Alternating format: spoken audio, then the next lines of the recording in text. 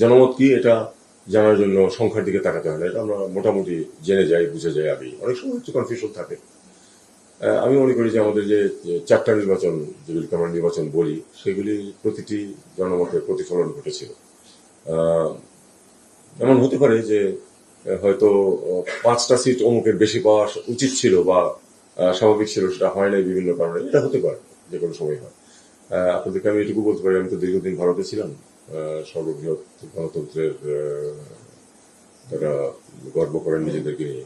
সেখানেও কিন্তু পারফেক্ট কখনো হয় না, কিছু সমস্যা থাকে। এবং যেহেতু আমি দীর্ঘদিন ছিলাম, আমার পরিচিতি বন্ধুত্ব ছিল অনেকের সাথে, কাজে আমি ভিতরের অনেক কিছু জানতে পেরেছি বিভিন্ন সময়।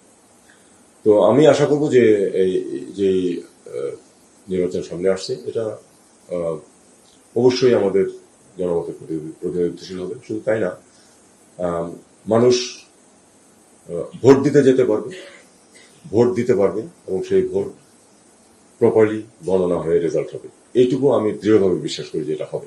এই সরকার সবকিছুতে সফল হয়েছে এরকম ক্লেম করার কোনো অর্থ নেই, কোনো সরকারেরই হয় না। এই সরকারের কিছু সাফল্য আছে, কিছু ব্যর্থতা আছে, সেগুলি আপনারা বিচার বিশ্লেষণ করছেন এবং করতে থাকবেন। একটা প্রসঙ্গ আমি বলেছিলাম যে আর কিছু না হোক সরকারের সমালোচনা তো করতে পারছেন।